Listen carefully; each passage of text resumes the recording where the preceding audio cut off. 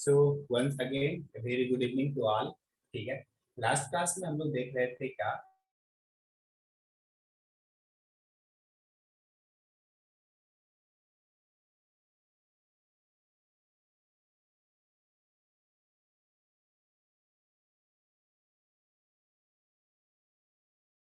देते हैं। तो ये जो x होता है, ये x आपका कौन सा वेरिएबल होता है? ये आपका इंडिपेंडेंट वेरिएबल होता है। और ये जो y होता है, ये आपका कौन सा वेरिएबल होता है? ये आपका डिपेंडेंट वेरिएबल आपका।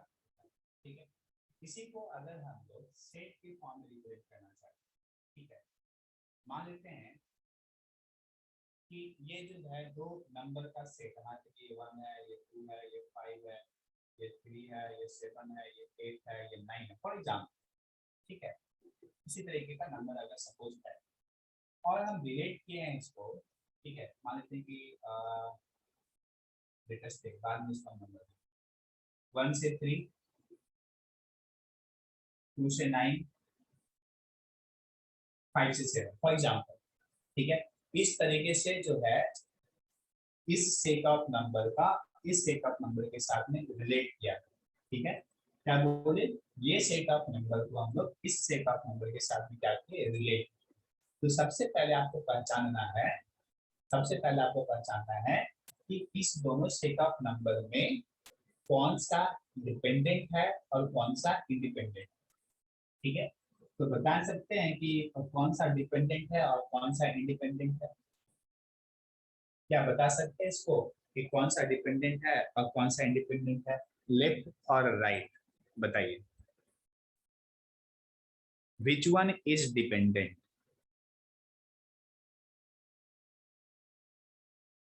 Tell me which one. Right वाला sir. Okay, just message me, I am seeing your message. ठीक है, ऑडियो नहीं ऑन करना है। राइट वाला डिपेंडेंट पता है, ठीक है, इसको क्या बोले कि सर ये मेरा डिपेंडेंट, ठीक है, और ये मेरा क्या है, इंडिपेंडेंट।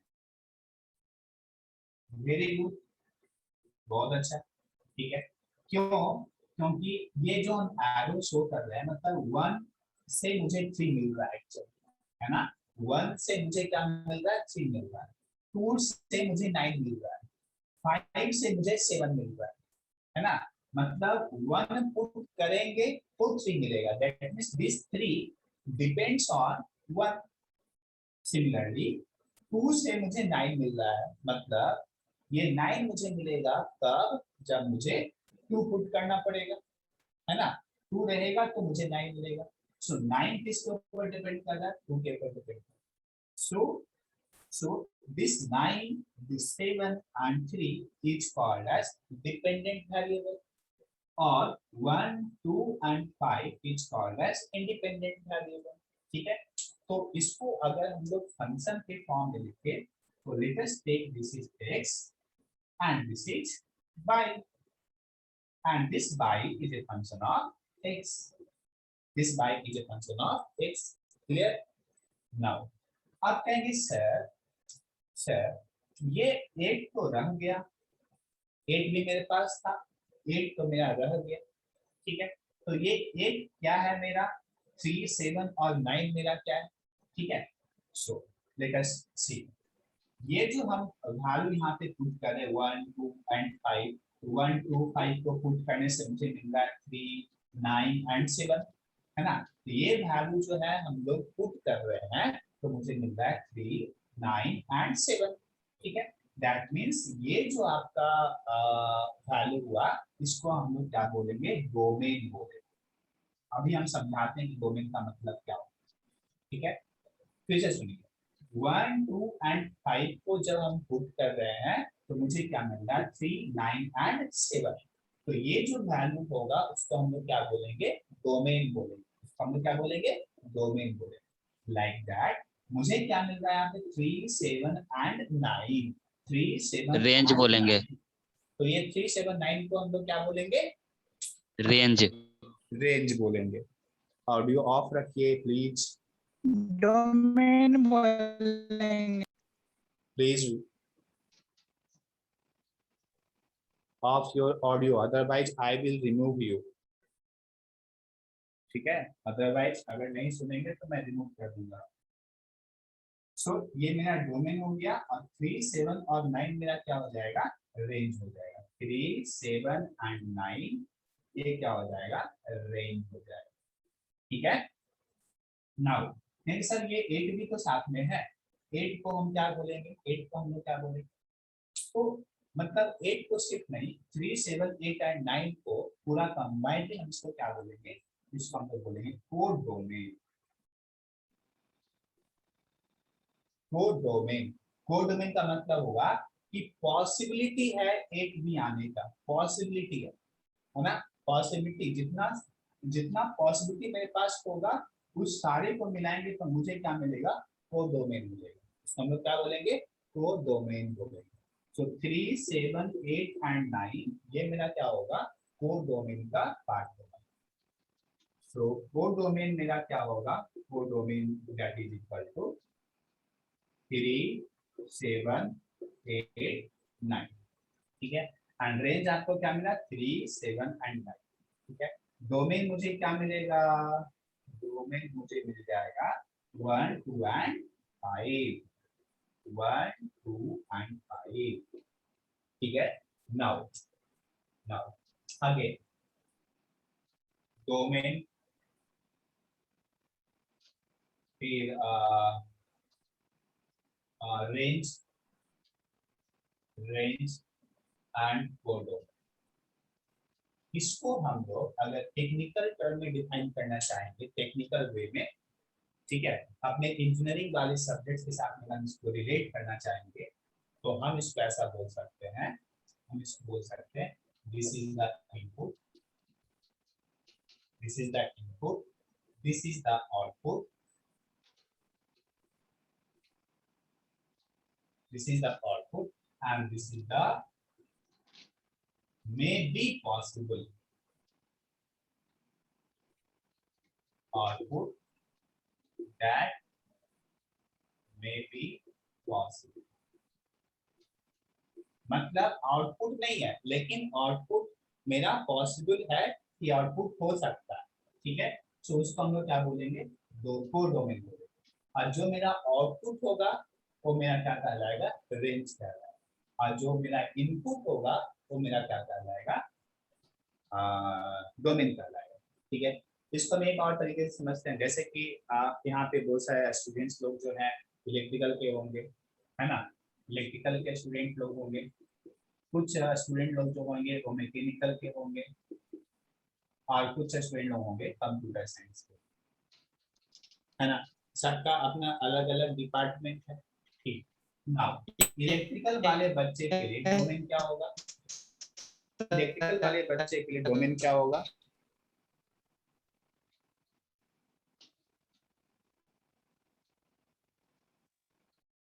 चंदन कुमार आपका बार बार ऑडियो ऑन हो रहा है, नेक्स्ट टाइम हुआ तो हम रिमूव कर देंगे।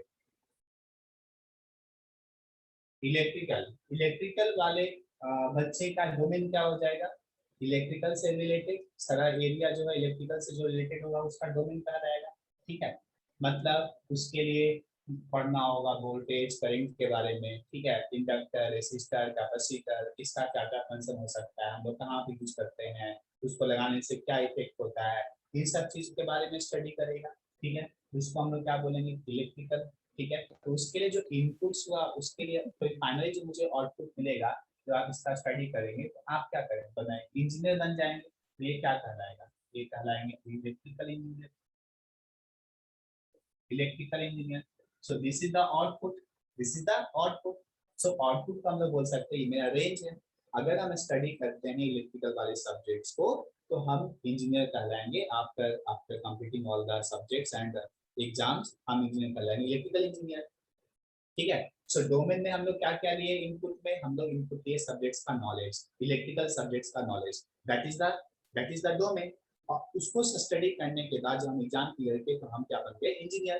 तो मेरा क्या मिल गया आपको, आउटपुट मिल गया, है ना, वो मेरा क्या मिल गया, आउटपुट मिल गया, that output is called as range. और उसके बाद रेंज मतलब क्या, हम इसी एरिया से काम करेंगे, इससे बाहर नहीं जाएंगे, है ना, that is the range. Like that mechanical वाले जो होते हैं उनमें मशीन के साथ में खेलते हैं, है ना, मशीन के साथ में खेलते हैं। आईसी इंजन हो गया, डीजल इंजन हो गया, ठीक है, four stroke, two stroke engine होता है ना, two stroke engine, four stroke engine, ये सब के बारे में स्टडी करेंगे, ठीक है। सो इसका जो एरिया होगा, जो इनपुट होगा, तो मशीन के बारे में जानेंगे, और उसके बाद ये बन जाएंगे मैकेनिकल इंजीनियर, मैकेनिकल इंजीनियर, ठीक है। सो ये इनका क्या हो जाएगा, रेंज हो जाएगा, और ये क्या हो जाएगा आपका लाइक दैट। कंप्यूटर साइंस वाले कंप्यूटर के बारे में स्टडी करेंगे, प्रोग्रामिंग के बारे में स्टडी करेंगे, ठीक है। So they are that are inputs, so that are called as domain, और उसके बाद उसको स्टडी करने के बाद उनको क्या बन जाएंगे, computer science engineer, software engineer उसको बोलेंगे, है ना। सो आपको समझ में आ गया होगा कि डोमेन मतलब जो हम इनपुट्स में डाल सकते हैं, और रेंज करने का मतलब मुझे जो आउटपुट में मिलेगा। So domain is related with the input and range is related with the output, ठीक है। एंड कोडोमेन बेचारा बीच में है, मतलब कोडोमेन मतलब और भी कुछ पॉसिबल हो सकता है इलेक्ट्रिकल वाले मैकेनिकल के पास चले गए, पॉसिबल है ना। जैसे आप इलेक्ट्रिकल वाले कंपोनेंट्स को मैकेनिकल वाले के साथ में जोड़ना होता है, तो इलेक्ट्रिकल इंजीनियर वाले बोलते हैं कि जाओ मैकेनिकल के पास, वो काम करेगा तुम्हारा। मैकेनिकल इंजीनियर के पास जाता है, बोलता है नहीं नहीं नहीं ये मेरा पार्ट नहीं है, जाओ इलेक्ट्रिकल वाले के पास, वो काम करता है, ठीक है। तो इसी तरीके से मामला जो होता है घूमते रहता है, इलेक्ट्रिकल वाले बोलते हैं मैकेनिकल वाले के पास जाओ, मैकेनिकल वाले बोलते हैं इलेक्ट्रिकल वाले के पास जाओ, तो बीच में बंदा एक आता है जो इलेक्ट्रिकल का भी स्टडी किया हुआ रहता है और मैकेनिकल का भी कुछ कुछ स्टडी किया हुआ रहता है, यस हम इसको जोड़ सकते हैं इलेक्ट्रिकल और मैकेनिकल के साथ, ठीक है। तो लाइक दैट वो मेरा कोडोमेन का पार्ट हो जाएगा, ठीक है। कि पॉसिबिलिटी है कि ये मेरा मैकेनिकल का भी वर्ग ये जानता हो, या मैकेनिकल इंजीनियर वाला जो है वो पॉसिबिलिटी है कि इलेक्ट्रिकल वाला वर्ग उसको थोड़ा बहुत आता हो, ठीक है। That are called as codomain, clear, understand. हम लोग आगे के चैप्टर में या आगे के टॉपिक में डिस्कस करेंगे, किसी फंक्शन का डोमेन और रेंज निकालेंगे हम लोग, ठीक है। अच्छा, वीडियो का प्रॉब्लम हो रहा है एक्चुअली, इवनिंग के टाइम पे जो है ना नेटवर्क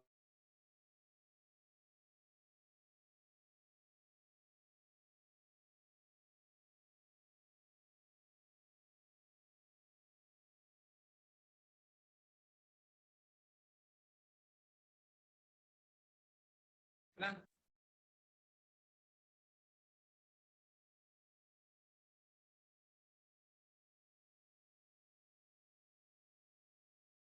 क्लियर।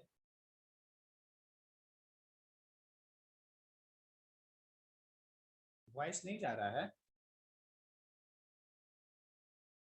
और भी किसी लोगों को दिक्कत हो रहा है वॉइस का, मैसेज में बताइए।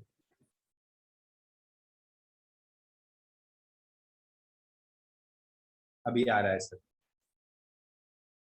ओके, ठीक है। कभी कभी कोई बात नहीं, कभी कभी थोड़ा सा मैनेज कीजिए। मॉर्निंग में क्लास होता तो ये सब दिक्कत नहीं होता, मॉर्निंग का क्लास जो है अच्छे से चलेगा। चलिए कोई नहीं, इतना मैनेज कर सकते हैं, तो सीखने के लिए कुछ तो मेहनत करना पड़ेगा, है ना। इतने डिटेल से और इतने बेसिक से जो है आपको कौन समझाएगा।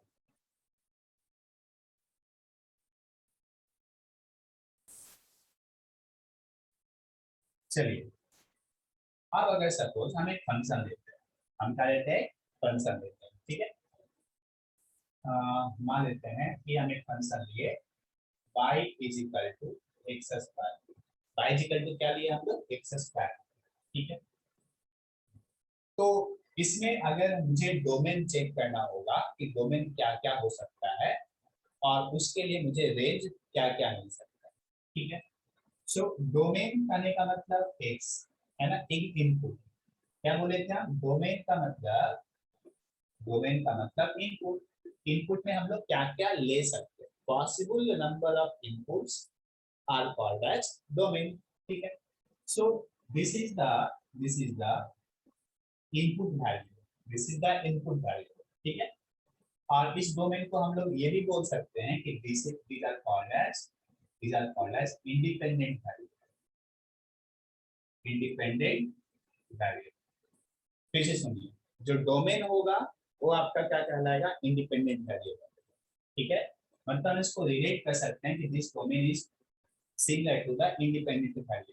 ठीक है, ये दोनों आपका क्या होगा, सिमिलर होगा। ठीक है, तो यहाँ पे एक साथ का क्या है, इंडिपेंडेंट वेरिएबल है, इंडिपेंडेंट वेरिएबल है। तो बताइए इस वेरिएबल में हम क्या क्या इनपुट ले सकते हैं। ठीक है, जो जो इनपुट ले सकते हैं वो इनपुट का कहलाएगा, डोमेन कहलाएगा। नाउ चेक, ठीक है, कुछ पॉइंट्स को चेक करना है। क्या क्या चेक करना है, जैसे कि 0 पॉइंट चेक करना होता है कभी। ठीक है, उसके बाद वैसा पॉइंट चेक करना होता है जहां पे ये फंक्शन 0 और इन्फिनिटी ना होगा, 0 और इन्फिनिटी ना होगा। ठीक है, सो अगर हम x is equal to 0 put करेंगे तो 0 का स्क्वायर, तो y इज इक्वल टू क्या मिलेगा, 0 का स्क्वायर इज इक्वल टू 0। 0 तो फाइनाइट वैल्यू है, 0 आपका क्या है, फाइनाइट वैल्यू है। दैट मींस हम x के बदले 0 ले सकते हैं, है ना। जहां पे मुझे इनफाइनाइट वैल्यू मिलेगा वो वैल्यू को छोड़ के बाकी सारे वैल्यू को हम लोग इनपुट में ले सकते हैं, और जितना वैल्यू को हम इनपुट में लेंगे वो सारा इनपुट वैल्यू जो होगा वो डोमेन कहलाएगा।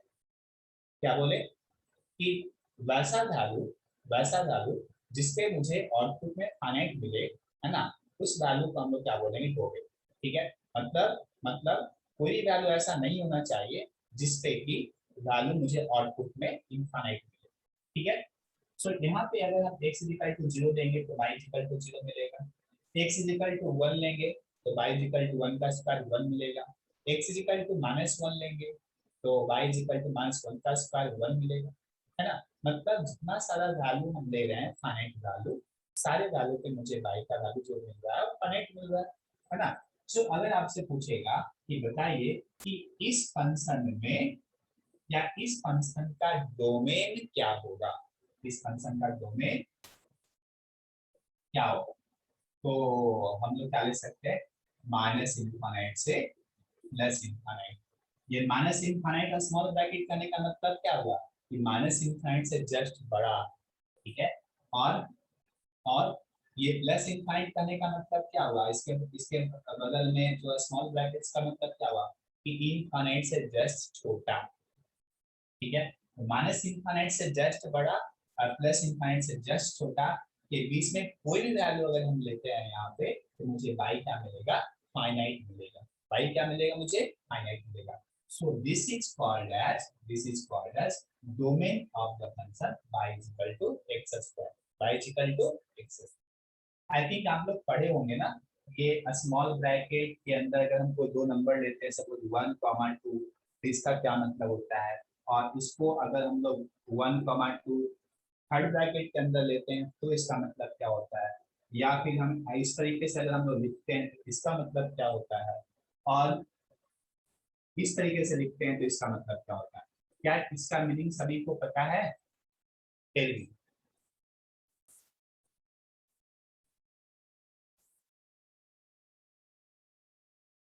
बताइए।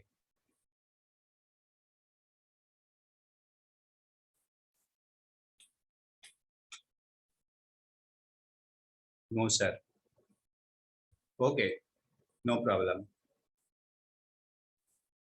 मैं आपको बताता हूँ। ठीक है, आगे मैं आपको बताऊंगा। ठीक है, बस अभी आप समझ लीजिए माइनस इनफिनिटी से प्लस इनफिनिटी इसका क्या हो जाएगा, डोमेन हो जाएगा। और यहाँ पे जो लिखे हैं इसका मतलब हुआ कि greater than minus infinity and less than plus. ये तो समझ में आ रहा होगा, जो लिखा हुआ है ये समझ में आ रहा होगा, यही जो लिखा हुआ है वही चीज यहाँ पे। ठीक है, रेंज, जब हम ये वाला वैल्यू यहाँ पे पुट करेंगे तो मुझे क्या मिलेगा, फाइनाइट मिलेगा, फाइनाइट वैल्यू मिलेगा, 1 का स्क्वायर 1 मिलेगा, -1 का स्क्वायर +1 मिलेगा।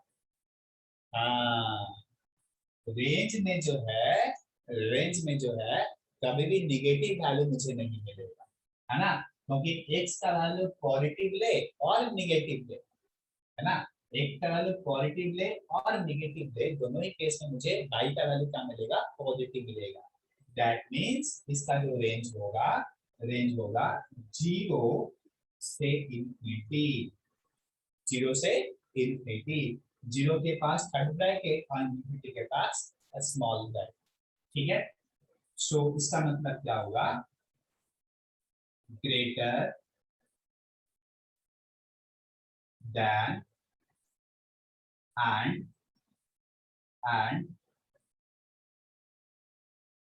Equal to zero but less than infinity। Clear. इसका जो लिखा है इसका मतलब होगा greater than and equal to, और ग्रेटर देन और ग्रेटर देन और equal to zero but less than infinity, ठीक है। मतलब जीरो या जीरो से बड़ा लेकिन इनफाइनाइट से क्या मिलना चाहिए, छोटा, ठीक है। So this is the range of this concept. Now इसको अगर हम प्लॉट करेंगे ग्राफ में, अगर हम इसको प्लॉट करेंगे ग्राफ में, देन सी इसका जो ग्राफ होता है, ग्राफ हम आपको सिखाएंगे आगे चल करके, ठीक है। ये आपका ग्राफ होता है y is equal to x square का, y is equal to x square, ठीक है। सो नाउ ये आपका x हॉरिजॉन्टल एक्सिस आपका x एक्सिस होगा, वर्टिकल एक्सिस आपका y एक्सिस होगा। इस हॉरिजॉन्टल एक्सिस को हम लोग कल बताए थे ना, इसको हम लोग क्या बोलते हैं, इंडिपेंडेंट वेरिएबल, ठीक है। और y एक्सिस को हम लोग क्या बताए थे, ये मेरा होता है डिपेंडेंट वेरिएबल। सो इंडिपेंडेंट वेरिएबल को हम लोग डोमेन की तरह डोमेन की तरह हम लोग मान सकते हैं। सो इसको बोलेंगे क्या, डोमेन। लाइक दैट जो मेरा डिपेंडेंट वेरिएबल होगा, जो मेरा डिपेंडेंट वेरिएबल जो होगा, इसको हम लोग रेंज की तरह मान सकते हैं, है ना। सो ये आपका डिपेंडेंट है, इसको हम लोग बोल सकते हैं ये मेरा क्या है, रेंज। नाउ अब देखिए ग्राफ को, कि ग्राफ किधर जा रहा है, ऊपर जा रहा है या नीचे जा रहा है या दोनों साइड जा रहा है ना। ग्राफ जो है हमेशा क्या है, ऊपर की तरफ ही जा रहा है हमेशा। जो ग्राफ है ये जो ग्राफ है ये ऊपर की तरफ ही जा रहा है ना, ऊपर की तरफ जा रहा है। इधर भी आपका ऊपर की तरफ जा रहा है, ऊपर की तरफ जा रहा है, ठीक है। मतलब बाई का जो वैल्यू होता है ऊपर साइड में क्या होता है, पॉजिटिव। यहाँ पे बाई 1 2 3 4 5 6 20 100 500 जो भी है, ठीक है। तो इधर साइड आपको बाई का मिला, एंड यहाँ पे वैल्यू क्या मिला, जीरो, ठीक है। मतलब जीरो या जीरो से बड़ा, तो ये आपका हो गया रेंज। क्या कोई फंक्शन का ग्राफ नीचे की तरफ है, नहीं है, नीचे की तरफ फंक्शन का ग्राफ नहीं है। सो मुझे नीचे में कोई भी वैल्यू नहीं मिलेगा, मतलब रेंज में नीचे में कुछ भी नहीं मिलेगा, ठीक है। डोमेन का बात कीजिए तो डोमेन में क्या होता है, एक्स एक्सिस, है ना। एक्स एक्सिस इंडिपेंडेंट वेरिएबल, और इंडिपेंडेंट वेरिएबल को हम लोग मान सकते हैं डोमेन है। सो इधर देखिए हम एक से वैल्यू 1 ले सकते हैं, 2 ले सकते हैं, 3 ले सकते हैं, 4 ले सकते हैं, 5 ले सकते हैं, है ना। इधर भी -1 ले सकते हैं, -2 ले सकते हैं, -3 ले सकते हैं, -4 ले सकते हैं, -5 ले सकते हैं, है ना। हर एक वैल्यू आपका पॉसिबल है, मतलब माइनस इंफिनिटी से प्लस इंफिनिटी के बीच में हम कोई भी वैल्यू यहाँ पे ले सकते हैं। इसमें इसका हो गया डोमेन आपका माइनस इंफिनिटी से प्लस इंफिनिटी। क्लियर, अंडरस्टैंड, बताइए, tell me.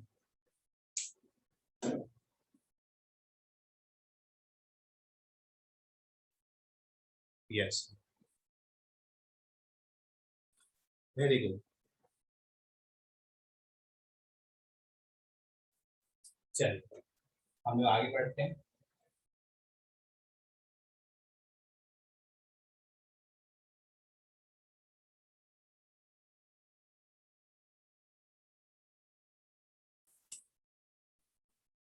Evaluation of a function. देखिए अगर आप लोग मेरे से क्वेश्चन पूछे नहीं आप लोग, ठीक है। जनरली बहुत सारे स्टूडेंट्स लोग फर्स्ट क्लास में ये पूछते हैं कि सर कौन सा बुक फॉलो करना है ना, कौन सा बुक फॉलो करना है, कॉमन सवाल, ठीक है। सो बहुत सारे लोगों के मन में बहुत बड़ा बड़ा बुक दिमाग में आता है, सर ये वाला बुक बनाएंगे तो अच्छा रहेगा, ये वाला बुक बनाएंगे तो अच्छा रहेगा, ठीक है। तो आप फ्री हैं, आपको जो भी बुक परचेस करना है कीजिएगा, लेकिन उसमें सिलेबस करना चाहिए। ऐसा नहीं कि आप बुक बुक परचेस किए हैं, आधा सिलेबस मैच कर रहा, आधा सिलेबस नहीं मैच, ठीक है। तो मैं एक्चुअली में सिलेबस को पॉइंट ध्यान में रखते हुए मैं आपको बोलूँगा कि आप फाउंडेशन वाला बुक ले सकते हैं, फाउंडेशन वाला बुक ले सकते हैं, क्योंकि इसमें सिलेबस में जितना सारा कुछ आपको पढ़ने का है, एटलीस्ट पॉइंट तो लिखा हुआ है, ठीक है। पॉइंट लिखा हुआ कि हाँ ये चीज पढ़ना है, डोमेन पढ़ना है, रेंज पढ़ना है, ठीक है। बाकी कंसेप्ट जो होगा वो मेरा अपना होगा, बाकी कंसेप्ट जो होगा मेरा अपना होगा। डोमेन में अगर आप खोजने के लिए जाएंगे तो आपको ये चीज नहीं मिलेगी, रेंज में खोजने के लिए जाएंगे तो आपको ये चीज नहीं मिलने वाला, लेकिन हेडिंग आपको जो मिल जाएगा, हाँ डोमेन पढ़ने का है तो रेंज में, ठीक है। So I am preferring the book of foundation, ठीक है। जनरली बहुत सारे लोग छिपाते हैं कि हम फाउंडेशन वाला यूज नहीं करते या फाउंडेशन वाला फॉलो नहीं करते, लेकिन हम कुछ भी छिपाते नहीं, जो भी स्टूडेंट्स के सामने होता है हम बोल देते हैं, ठीक है। लेकिन आप खुद भी देख सकते हैं कि जो मेरा कंसेप्ट होगा, ठीक है ना, that concept will not match with the foundation, ठीक है। सो आई थिंक आने का मतलब समझ गए होंगे। So this topic is in your foundation, ठीक। इवैल्यूएशन ऑफ ए फंक्शन, तो अगर हम लोग को इवैल्यूएट करना होगा फंक्शन को, मान लेते हैं कि एक फंक्शन है मेरे पास, question f of x is equal to suppose x square plus 3x minus 2, for example this is the function f of x is equal to x square plus 3x minus 2। अब इस function को evaluate करना है ना, evaluate करना है, कहाँ पे करना है, find f of x at x is equal to 1, x is equal to minus 2 and x is equal to, ठीक है। इस तीन जगह पे हमको क्या करना है, x f ऑफ x का वैल्यू फाइंड आउट करना, मतलब फंक्शन का वैल्यू मुझे फाइंड आउट करना। तो कैसे फाइंड आउट करेंगे, कैसे फाइंड आउट करेंगे, सी एक क्वेश्चन हम लोग करते हैं, बाकी क्वेश्चन आप करेंगे, ठीक है। क्या दिया हुआ है क्वेश्चन में, f of x is equal to x square plus 3x minus 2, ये चीज दिया हुआ है, ठीक। और आपको फाइंड आउट करना है, find f of x, find f of x at x is equal to 1, मतलब x इज इक्वल टू 1 पे बताइए फंक्शन का वैल्यू क्या होगा। ये मेरा f ऑफ x, और x का वैल्यू अगर हम 1 पुट करेंगे तो मुझे क्या मिलेगा, ठीक है। सो हम क्या कर रहे हैं, पुट करते हैं x is equal to 1, put x is equal to 1, तो क्या मिलेगा, f of 1, so that f of 1 is equal to, जब ये x था तो सभी x है ना, देखिए यहाँ पे ध्यान से समझिए, जब ये x है तो सभी यहाँ पे x है ना, मे बी यहाँ पे नहीं x है, यहाँ पे ये हो गया x, हो गया x। सो अगर ये x है तो सभी जगह पे x है, x है, x है, x है। उसी तरीके से अगर हम यहाँ पे 1 लेंगे तो x के बदले क्या लेंगे, 1 लेंगे, कहाँ पे, तो राइट हैंड साइड में जो लिखा हुआ है तो 1 लेते हैं इसको, x के बदले में 1 रखेंगे तो 1 का स्क्वायर प्लस 3 into 1, ठीक है, माइनस 2 एंड x के बदले वो यहाँ पे भी रख सकते हैं 1 पे पावर 0, है ना, क्या मिलेगा, 1 का स्क्वायर 1 प्लस 3 माइनस 2, 1 पे पावर 0, 1 पे पावर 0 क्या होता है 1, है ना, तो 1 पे power 0 is equal to 1, in fact किसी पे भी power 0 is equal to 1, but infinity पे पावर 0 इज नॉट, ठीक है। हम क्या बोले, 1 पे power 0 is equal to 1, in fact किसी पे भी power equal to 0, sorry equal to 1, but infinity पे power 0 is not equal to 1, मतलब सिर्फ एक ही ऐसा है इंफिनिटी पे पावर 0 जो कि आपको 1 नहीं देगा, लाइक दैट माइनस इंफिनिटी पे पावर 0 भी आपको 1 नहीं देगा, ठीक है। लेकिन उसके अलावा किसी भी पावर 0 होगा तो आपको क्या मिलेगा, वो यहाँ पे क्या मिलेगा 1 माइनस 2, सॉरी 1 into 2 2, क्या मिलेगा 3 प्लस 1 4 माइनस 2, है ना। सो this is the answer, this is the answer, clear, बताइए समझ में आया।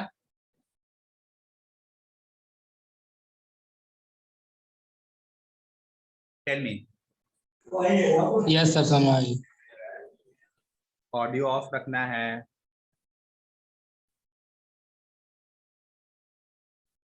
चलिए अगर समझ गए तो आप मुझे बताइए x इजिकल टू -2 पे क्या आएगा और x इजिकल टू 0 पे क्या आएगा, आंसर बताइए मुझे।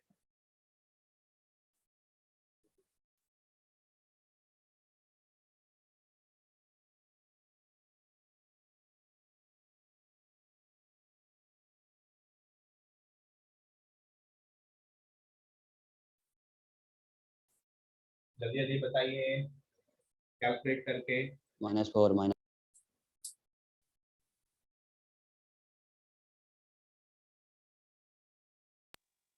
-2 सन्नी टाइप कीजिए मैसेज। ऑडियो बोलते हैं मना करते हैं ना, ऑडियो नहीं ऑन कीजिए अपना।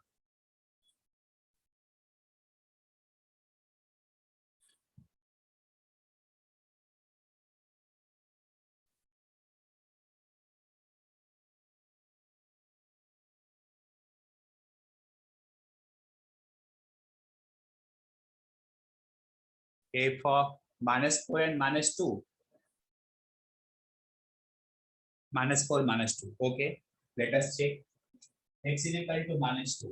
So f of -2 यहाँ पे लिखेंगे हम लोग, तो क्या मिलेगा? x के बदले -2, तो -2 का स्क्वायर प्लस 3 इंटू -2 एंड -2।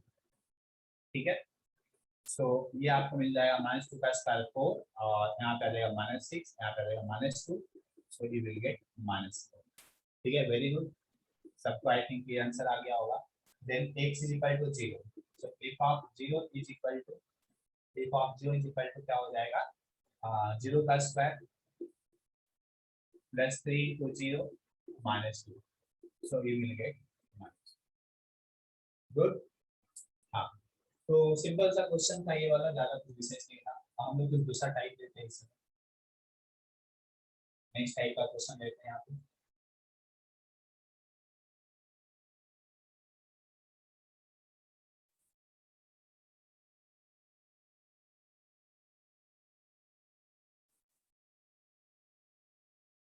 हाँ, f of x is equal to है आपका second question, f of x is equal to आपका 1 minus x square by 1 plus x square. ठीक है, और मुझे फाइंड आउट करना है, find f of x at x is equal to tan theta. x is equal to tan theta पे मुझे find out करना है f ऑफ x का वैल्यू। ठीक है, क्या आप लोग फाइंड आउट कर सकते हैं?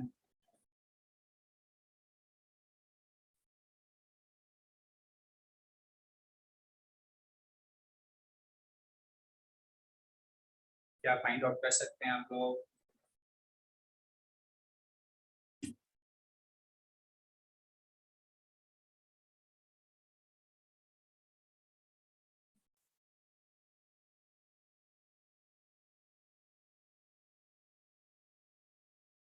फाइंड आउट कर सकते हैं तो आंसर बताइए।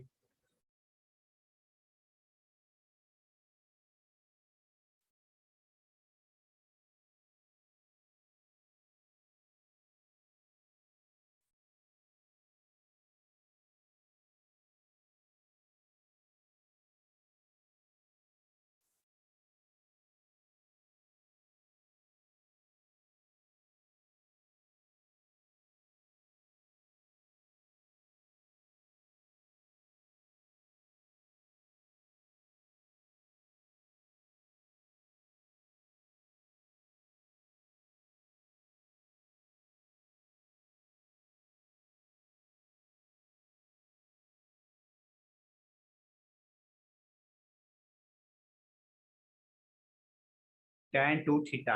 ओके, चलिए हम लोग देखते हैं। यहाँ पे मुझे क्या करना है, एक और x का वैल्यू फाइंड आउट करना है, x equal to tan theta. ठीक है, सो जैसे हम वहां पे किए थे, जब f ऑफ x लेते हैं तो इधर भी x लेते हैं 1 minus x square by 1 plus x। ठीक है, जब हम लोग f of x equal to tan theta लेंगे तो इधर भी हम लोग क्या लेंगे? tan थीटा लेंगे, 1 माइनस tan थीटा का स्क्वायर, सॉरी tan थीटा का होल स्क्वायर। इसके पहले वाला गलती था, देखिए tan थीटा स्क्वायर ये गलत हो जाएगा, आपको लिखना होगा tan थीटा का होल स्क्वायर, और नहीं तो ऐसे लिख सकते हैं tan स्क्वायर थीटा, ठीक है। ये दोनों करेक्ट है, बट ये आपका गलत है। यहाँ पे थीटा पे स्क्वायर चला गया, tan थीटा पे स्क्वायर नहीं गया, थीटा पे स्क्वायर चला गया, ठीक है। तो ये सब थोड़ा थोड़ा गलती जो है आगे नहीं करेंगे आपको। 1 प्लस tan थीटा का होल, ठीक है। सो इसको नहीं को समझ में आता है ना, तो साइन और कॉस में चेंज कर दो, ठीक है। तो इसको साइन और कॉस में चेंज कर दो, 1 minus sine theta by cos theta का whole square divide by 1 plus sine theta by cos theta का, ठीक है। सो यहाँ से क्या मिल जाएगा मुझे, एलसीएम हो जाएगा यहाँ पे कॉस स्क्वायर थीटा, सो यहाँ पे आ जाएगा आपको कॉस स्क्वायर थीटा, ठीक है। और यहाँ पे आ जाएगा cos square theta minus sine square theta. I think LCM में तो सभी जानते ही होंगे, यहाँ पे क्या हो जाएगा cos square theta plus sine square theta, cos square theta plus sine square theta divide by cos square theta, cos square theta. So यहाँ से क्या हो जाएगा cos square theta cancel out हो जाएगा, ठीक है। और यहाँ पे cos square theta plus sine square theta, ये क्या मिलेगा 1, है ना, ये क्या मिलेगा 1। सो ये वैल्यू क्या आ जाएगा cos square theta minus sine square theta divide by 1। और cos square theta minus sine square theta equal to क्या होता है cos square theta minus sine square theta is equal to होता है cos 2 theta, is equal to क्या होता है cos 2 theta. सो मुझे यहाँ पे क्या मिल जाएगा cos 2। अब ये सब फॉर्मूला जो है आपको लास्ट सेमेस्टर में ही पढ़े होंगे, ठीक है। तो जिनको याद नहीं है वो याद कर लेंगे, cos square theta minus sin square theta is equal to cos 2 theta, ठीक है। सो आंसर क्या मिलेगा मुझे cos 2 theta. Now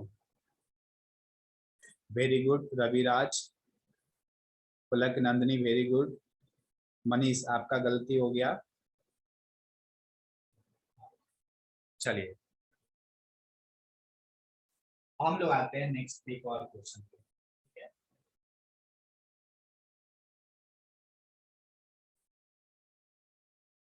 I think ये सब खुद से कर सकते हैं ना, टाइम हम आपको दिए थे सॉल्व करने के लिए, सो आप उसको उस टाइम में आपको सॉल्व कर लेना। Now question f of x is equal to आपका x माइनस 1/x, ये फंक्शन दिया हुआ है और फाइंड आउट करना है, find f of x minus f of 1/x, ये आपको फाइंड आउट करना है। कैसे फाइंड आउट करना है, सॉल्व कीजिए, सॉल्व कीजिए, आपको टाइम दे रहे हैं, सॉल्व कीजिए, 2 मिनट का टाइम होंगे।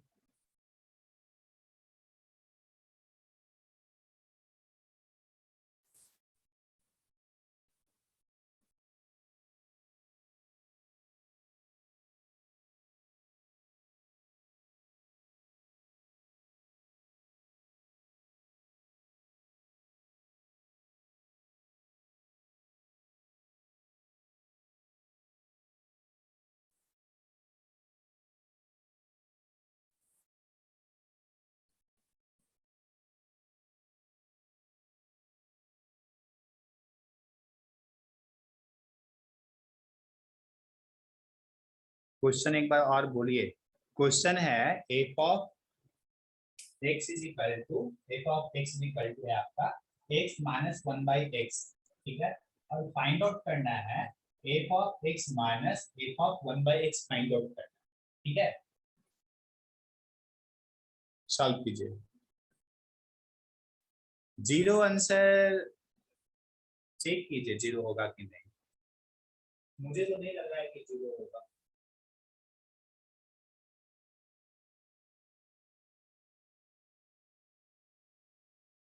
मे भी हो सकता है जीरो आ जाए।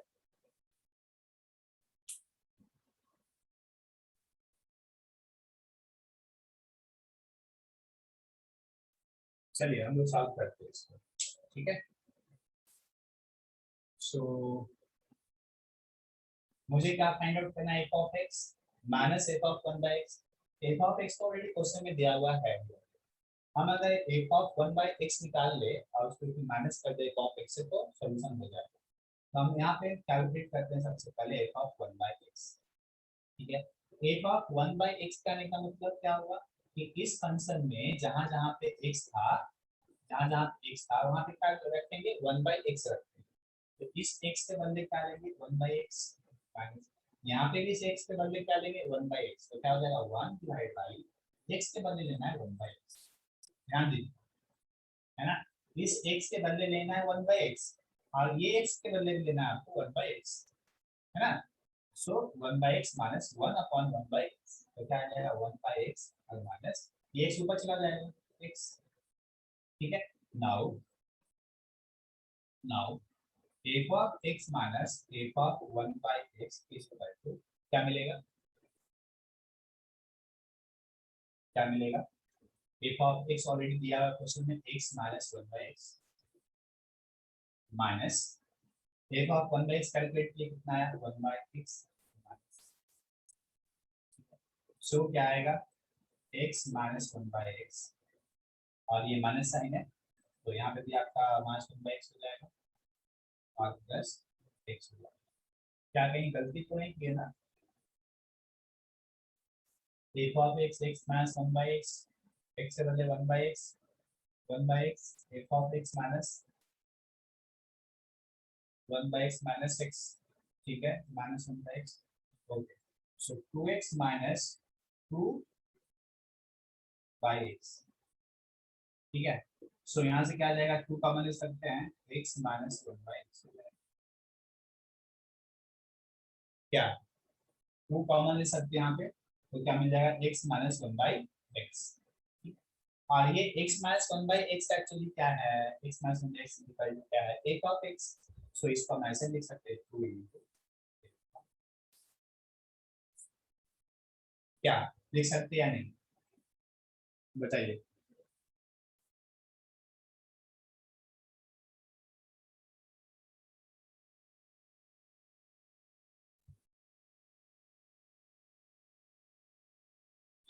Yes sir, very good. तो यही आपका क्या हो जाएगा आंसर, ठीक है। आंसर में आप चाहेंगे तो ये लिख सकते हैं 2 इंटू x माइनस 1/x और नहीं तो चाहेंगे तो आप 2 इंटू एफ ऑफ x लिख सकते हैं, ठीक है। देखिए जो बच्चे क्लास 11 12 पास आउट करके आए होंगे शायद उनको ये सब चीज जो है बोरिंग टाइप का लग रहा होगा और लग रहा है सर क्या पढ़ा रहे हैं, ये सब चीज तो जानते ही हैं। तो मैं आपको कल भी बताया था कि ऐसा नहीं सोचना है कि ये सब चीज जानते हैं तो हम इसको नहीं अटेंड करेंगे, ध्यान से नहीं सुनेंगे, क्योंकि आगे चल के यही चीज हो जाएगा आपके लिए डिफिकल्ट। क्यों, जब हम बोलेंगे कि हम पिछले क्लास में बताए थे आपको याद होगा, उसमें जा सब कुछ खत्म हो गया, कहानी जो था वो चला गया, हाँ उस समय आप फील कर रहे थे कि मुझे आता है, ठीक है। सो जिनको आता है वो लोग भी पैसेंस के साथ धैर्यपूर्वक जो है क्लास को सुनेंगे समझेंगे, ठीक है, क्योंकि हमको सभी को लेकर के चलना, जो क्लास 10 करके भी आए हैं और जो क्लास 12 करके भी आए हैं, दोनों को मुझे एक साथ लेकर के चलना। तो मैं इस तरीके से पढ़ाऊंगा कि क्लास 10 वाले बच्चे भी इजीली समझ में आ जाए और क्लास 12 वाले बच्चे को कुछ कुछ और कॉन्सेप्ट जो है सीख जाए, ठीक है।